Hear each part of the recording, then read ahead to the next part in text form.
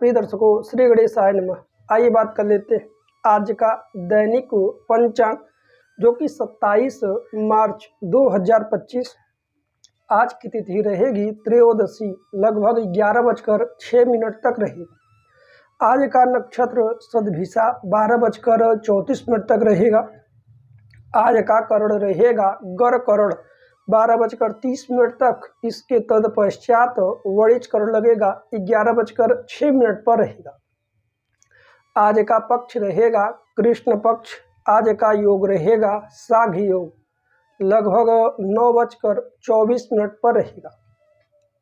आज का वार रहेगा जो कि गुरुवार। आइए बात करते हैं सूर्योदय, सूर्यास्त, चंद्रोदय, चंद्रास्त का क्या समय। सूर्योदय का समय लगभग प्रातःकाल 5:55 पर होगा। चंद्रोदय होगा 5:00 पर। आज का चंद्र राशि चंद्रमा कुंभ राशि में गोचर करेंगे। सूर्यास्त होगा लगभग सायंकाल 6:12 पर। वहीं चंद्रास्त 4:03 पर होगा।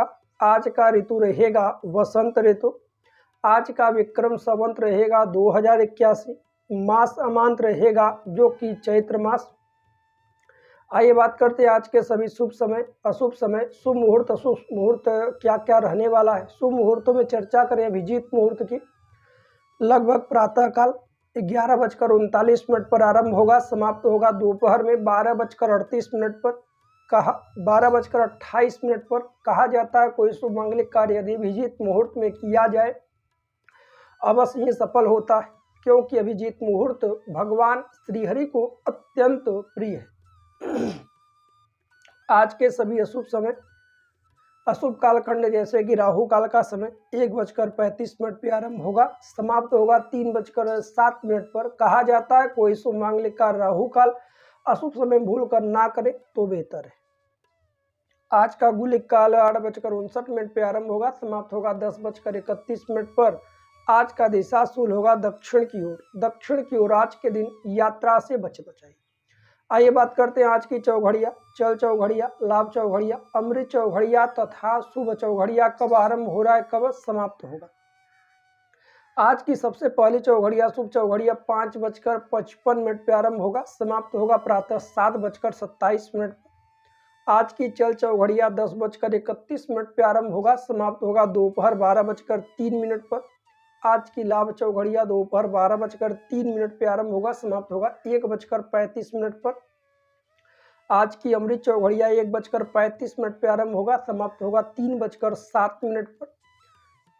आइए बात कर लेते हैं आज के भद्रा काल के विषय में। प्रायः भद्रा 3 जगहों पर लगता है, स्वर्ग लोक, पाताल लोक और पृथ्वी पर। जब जब भद्रा होता है उसमें यात्राएं, मांगलिक कार्य नहीं करना चाहिए। आज के दिन भद्रा काल रहेगा, रात्रि में 11:06 पे आरंभ होगा, समाप्त होगा अगले दिन 9:35 पे सुबह के समय। आइए बात करते हैं आज के लग्न तालिका। चर लग्न, स्थिर लग्न, द्वैस्वभाव लग्न कब कब आरंभ हो रहे हैं, कब समाप्त होगा। आज का सबसे पहला लग्न रहेगा जो कि मीन लग्न 5:21 पे आरंभ होगा, समाप्त होगा 6:49 पर। आज का मेष लग्न रहेगा सुबह 6:49 पे आरंभ होगा, समाप्त होगा प्रातः 8:28 पर। आज का वृषभ लग्न प्रातः 8:28 पे आरंभ होगा, समाप्त होगा प्रातः 10:25 पर। आज का मिथुन लग्न प्रातः 10:25 पे आरंभ होगा, समाप्त होगा दोपहर 12:40 पर। आज का कर्क लग्न 1:40 पे दोपहर 12:40 पे आरंभ होगा, समाप्त होगा दोपहर 2:58 पर। आज का सिंह लग्न रहेगा जो कि लगभग दोपहर 2:58 पे आरंभ होगा, समाप्त होगा शाम को 5:12 पर।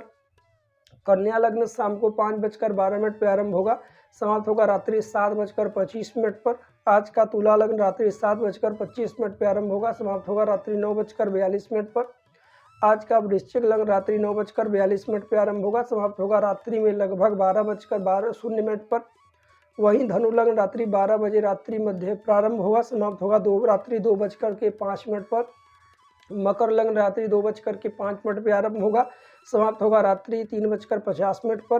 कुंभ लग्न रात्रि 3:50 पे आरंभ होगा, समाप्त होगा रात्रि 5:21 पर। प्रिय दर्शकों, यह थे 27 मार्च 2025 के दैनिक पंचांग के विषय में। आइए चर्चा कर लेते हैं आज कुछ दिव्य और महा उपाय। कुंडली में अष्टम भाव बहुत प्रमुख भाव माना गया है। अष्टम भाव से बहुत चीज़ों का हम सभी को जीवन में होने वाले महत्वपूर्ण बातों पर चर्चा करेंगे। अष्टम भाव में शुक्र का होना बहुत शुभ नहीं माना गया है। किसी भी जातक की कुंडली में अष्टम भाव में यदि शुक्र देव विराजमान है और कहीं ना कहीं वैवाहिक जीवन में समस्या देंगे ही देंगे, क्योंकि 6, 8, 12 में शुक्र का प्रभाव बहुत अच्छा नहीं, अष्टम में तो एकदम अच्छा नहीं माना जाता। शनि यदि अष्टम भाव में होते हैं तो यहाँ पर शनि 2 कार्य करते हैं। एक तो आयु वृद्धि कर देते हैं, परंतु कहीं ना कहीं जीवन में लंबी बीमारी, दीर्घकालीन बीमारी बनी रहती है। इसके लिए शनि संबंधित उपाय करें। शनिवार के दिन सुबह शाम सरसों के तेल का दीपक पीपल के वृक्ष के पास प्रकाशित करें। चंद्रमा यदि कहीं ना कहीं अष्टम भाव में बैठे हुए हैं तो आपको कहीं ना कहीं नकारात्मक सोचने पर मजबूर कर देते हैं और कहीं ना कहीं व्यक्ति का मन गलत चीज़ों की ओर और भ्रांतियों में लगा रहता है। चंद्रमा को बेहतर करने के लिए पूर्णिमा का व्रत करें और पूर्णिमा के दिन चंद्रमा को विशेष रूप से अर्घ प्रदान करें। सूर्य यदि अष्टम भाव में बैठे हैं तो सूर्य आपके आत्मा के कारक हैं, मन विश्वास के कारक हैं, सूर्य ग्रहों के राजा हैं। अष्टम में सूर्य का होना आपके आत्मविश्वास में कमी देखने को मिलती है। आदित्य हृदय स्तोत्र का पाठ करने से, नियमित सूर्य को अर्घ प्रदान करने से सूर्य ग्रह बेहतर होते हैं। यदि आपके कुंडली में अष्टम में देवगुरु बृहस्पति बैठे हुए हैं तो कहीं ना कहीं आपके पढ़ाई आदि में, शिक्षा में थोड़ी रुकावट आती है, पेट संबंधित परेशानियां बढ़ जाती हैं। गुरु को बेहतर करने के लिए गुरु के बीज मंत्रों का जप करें। ओम ब्रीम बृहस्पतये नमः। साथ ही साथ गुरुवार के दिन पीले वस्त्र, केसर का तिलक लगाइए और इस दिन केले आदि का दान कर सकते हैं, चने का दान कर सकते हैं। साथ ही साथ पीले वस्त्रों का भी दान कर सकते हैं।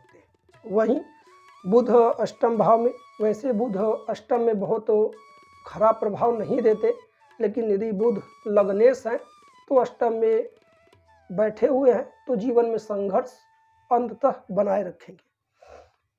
इसके लिए बुध के लिए आप भगवान गणेश जी का पूजन आदि किया करें।